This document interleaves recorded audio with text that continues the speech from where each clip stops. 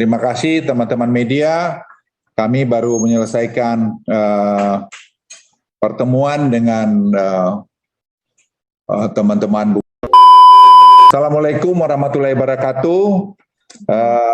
Terima kasih teman-teman media. Kami baru menyelesaikan pertemuan dengan teman-teman bupati, wali kota, gubernur, kapolda, jaksa tinggi, Kodam, Pangdam, kemudian kementerian lembaga dan juga Kapolri, Panglima TNI, Jaksa Agung. Tadi saya sudah nyampaikan apa yang akan juga saya sampaikan pada teman-teman media sekalian.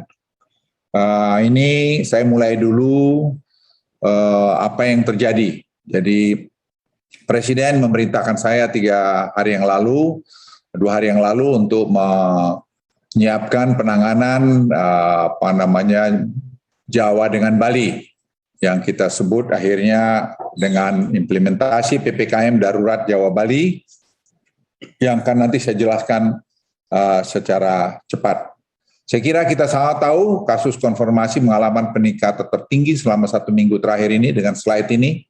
Terakhir kemarin 21.800 yang kasus baru dan juga 467 sekian jumlah yang meninggal yang tertinggi di dalam selama 1,5 tahun COVID ini.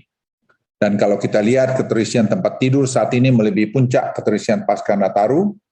Ini angka Anda bisa lihat yang Nataru yang di tengah ini ada 52 tempat tidur, 52.000. Ini ada 76.000 tempat tidur sekarang terisi atau 230% naik. Jadi angka ini memang eksponensial naiknya.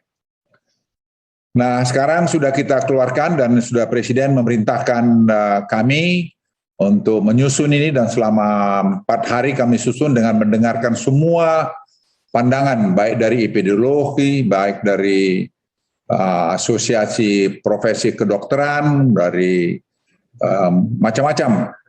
Ini semua sudah kita dengar dan proses pengambilan keputusan ini kita lakukan secara cermat, berangkat juga dari pelajaran kita selama 1,5 tahun dan juga pengalaman-pengalaman negara lain.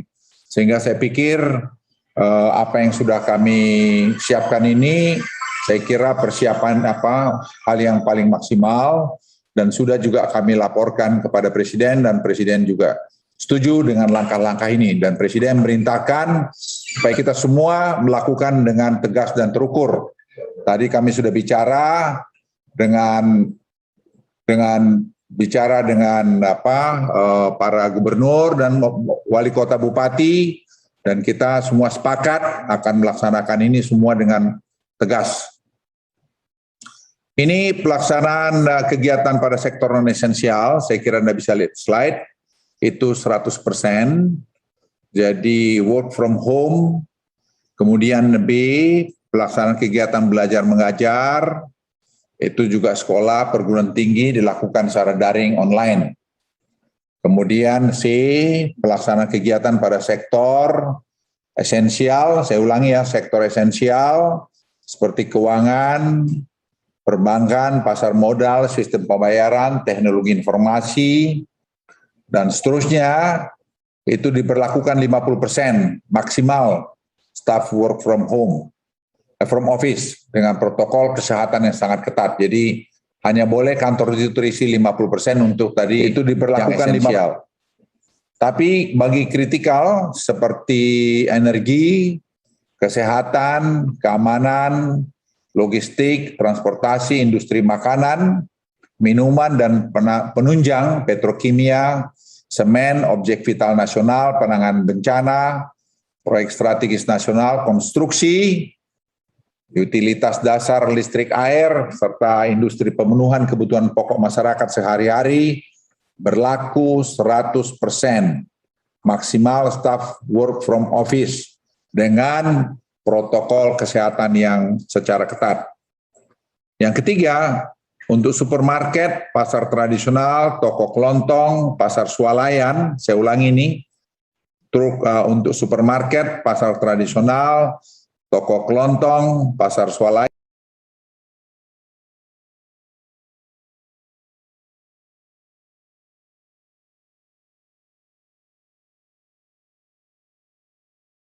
perbankan yang menjual kebutuhan dengan kapasitas pengunjung dan apotek, toko obat buka 24 jam. 24 jam. Kegiatan pada pusat perbelanjaan, mal, pusat perdagangan ditutup sementara. Saya ulangi, ditutup sementara. Jadi tidak ada mal yang buka selama sampai tanggal 20. Dan ini kita berharap dalam waktu itu kita bisa akan menurunkan ini sampai mungkin di bawah 10.000 atau dekat 10.000. Pelaksanaan kegiatan makan minuman di tempat umum, warung makan, rumah makan, kafe, pedagang kaki lima, lapak jalan, jajanan, baik yang berada pada lokasi tersendiri maupun berlokasi pada pusat perbelanjaan mal, hanya menerima delivery take away dan tidak menerima makan di tempat atau dine-in. Pelaksanaan kegiatan konstruksi, tempat konstruksi dan lokasi proyek beroperasi 100% dengan menerapkan protokol kesehatan secara lebih ketat. Tempat ibadah, masjid, musola, gereja, pura, wihara, kelenteng, serta tempat umum lainnya yang difungsikan sebagai tempat ibadah ditutup sementara. Fasilitas umum, area publik, taman umum, tempat wisata umum, dan area publik lainnya ditutup sementara. Kegiatan seni budaya, olahraga, sosial kemasyarakatan, lokasi seni budaya, sarana olahraga, dan kegiatan sosial yang dapat menimbulkan keramaian dan kerumunan ditutup sementara.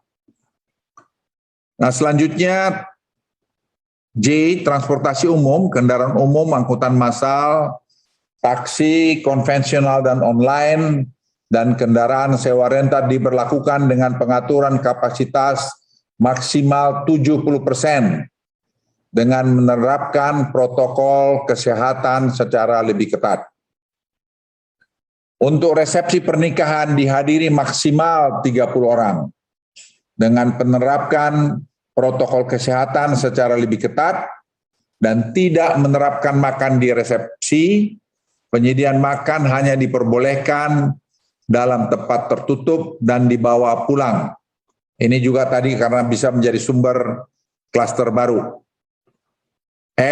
Pelaku perjalanan domestik yang menggunakan transportasi jarak jauh, pesawat, bis, dan kereta api harus menunjukkan kartu vaksin, minimal vaksin dosis pertama, dan PCR H-2 untuk pesawat serta antigen, H-1 untuk moda transportasi jarak jauh lainnya, tetap memakai masker dengan benar dan konsisten saat melaksanakan kegiatan di luar rumah.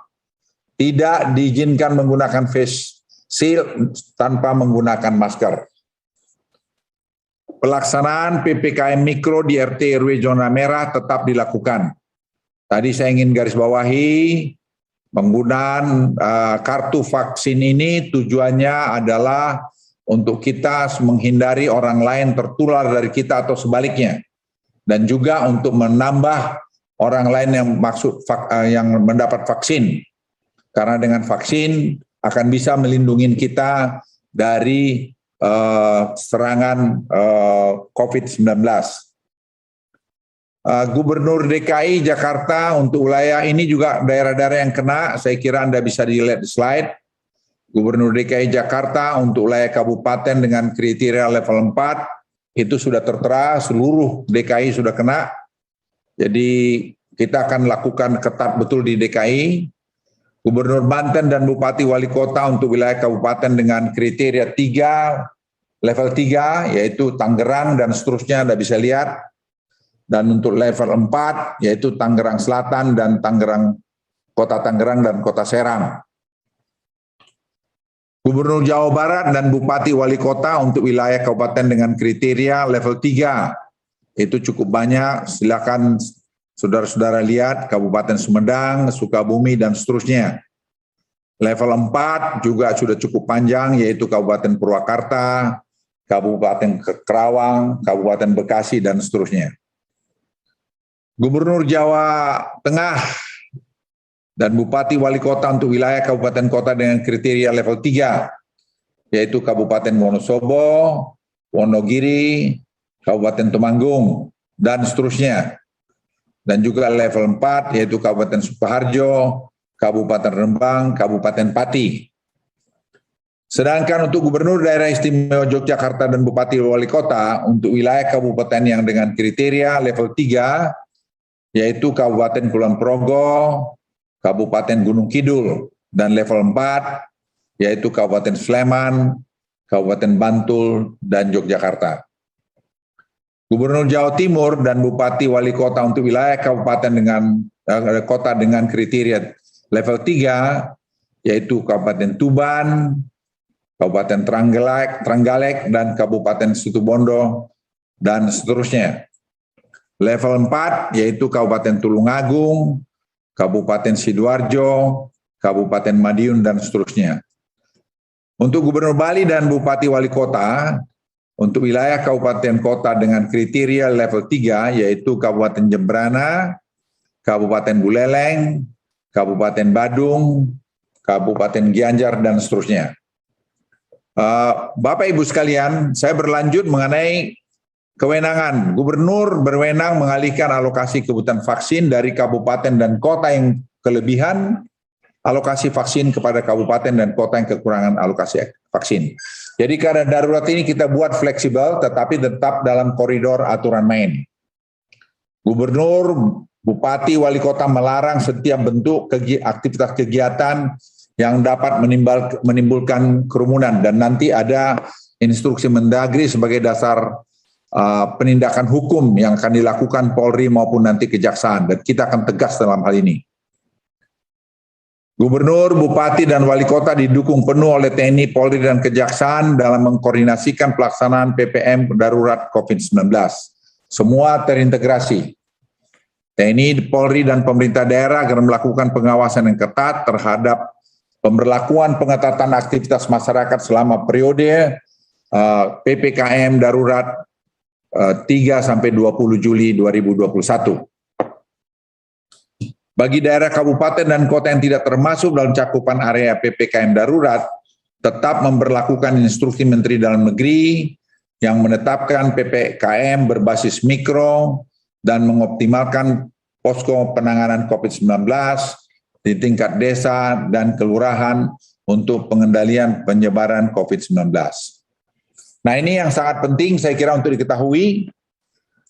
Dalam hal gubernur, saya ulangi, dalam hal gubernur, bupati, wali kota tidak melaksanakan ketentuan pengetatan aktivitas masyarakat selama periode PPKM darurat dan ketentuan poin 2 di atas dikenakan sanksi administrasi berupa teguran tertulis 2 kali berturut-turut sampai dengan pemberhentian sementara sebagaimana diatur dalam pasal 68 ayat 1 dan ayat 2 Undang-Undang Nomor 23 Tahun 2014 tentang pemerintahan daerah. Ini pengaturan detail akan dikeluarkan melalui instruksi Mendagri, dan tadi Jaksa Agung memberikan malah lebih kencang lagi dengan peraturan perundang-undangan yang ada, pelanggaran sampai pemberitaan berita palsu atau hoax, itu pun akan dia lakukan tindakan ya, sesuai dengan ketentuan hukum yang berlaku, karena itu dapat mengakibatkan meninggalnya orang lain atau cederainya orang lain. Jadi saya ingatkan kepada kita semua, jangan bermain-main dengan berita hoax, karena ini menyangkut masalah kemanusiaan. Terkait ketersediaan oksigen, kami sudah meminta kepada Menteri Perindustrian agar memerintahkan para produsen oksigen mengalokasikan 90% produksinya untuk kebutuhan medis. Tadi kami sudah rapat dan kita sudah tata. Ya, dari apa yang kita lihat, kalau keadaan seperti ini, insya Allah kita akan semua tidak ada masalah soal ini. Termasuk suplai obat-obatan. Tadi Menkes juga ada di sini, nanti akan memberikan penjelasan. Nah, pola operasi PPKM darurat yang di wilayah Jawa Barat dan Bali, saya kira sudah bisa terlihat jelas tingkat pusat apa yang dikerjakan, tingkat provinsi apa, dan tingkat kabupaten kota juga apa. Jadi semua sudah jelas siapa berbuat apa. Nah, saya masuk pada bagian sedikit yang penting sekali untuk dipahami. Presiden memberikan instruksi ini bukan sekedar untuk penanganan COVID, tapi juga penanganan khususnya rakyat yang bawah, marginal. Itu supaya mereka penderitanya jangan bertambah-tambah. Ini penting sekali para media untuk ketahui, perintah Presiden itu clear, loud and clear. Dan itu diberitahu ke saya. Jadi jangan sampai rakyat ini menderita berkelanjutan. Oleh karena itu tadi kami sudah rapat mengenai bansos. Ya, karena jujur kita juga tidak pernah memprediksi setelah Juni tahun ini keadaan ini terjadi lonjakan lagi. Karena inilah yang kita ketahui baru. Jadi banyak ketidaktahuan kita mengenai COVID ini. Dan ternyata setelah bulan Juni ini kenaikannya luar biasa. Dan oleh karena itu tadi kami sepakat bansos akan digulirkan lagi. Jadi tadi Ibu Risma, Ibu Menteri Keuangan, Gubernur BI, dan juga beberapa teman-teman lainnya, kami telah bertemu dan kami sudah sepakat untuk ini semua kita bantu lagi. Pemulihan ekonomi juga telah terjadi di pertengahan tahun 2021 ini. Jadi kalau ada pengamat mengatakan begini begitu, saya pengen juga ketemu dia. Ini data yang menunjukkan. Ya, data menunjukkan. Jadi kalau bersoal tidak usah cari popularitas publik, datang saja ketemu saya akan layani untuk bicara di mana. Jadi jangan kita bohongi rakyat itu. Ini data-data saya kira bisa dilihat, pemulihan ekonomi menunjukkan keberhasilan, langkah-langkah kebijakan yang dilakukan pemerintah selama masa pandemi ini. Selama masa pandemi ini, kita berhasil, Presiden berhasil semua bernavigasi di antara keadaan-keadaan yang sulit. Pemerintah telah melakukan koordinasi untuk menambah dan mempercepat penyaluran bantuan sosial selama PPKM darurat, terutama untuk melindungi masyarakat menengah ke bawah. Jadi Presiden menekankan masyarakat menengah ke bawah betul-betul harus dilindungi. Melalui langkah tersebut, dampak PPKM darurat akan dimitigasi dan recovery ekonomi kita juga dapat pulih lebih cepat dari sebelumnya.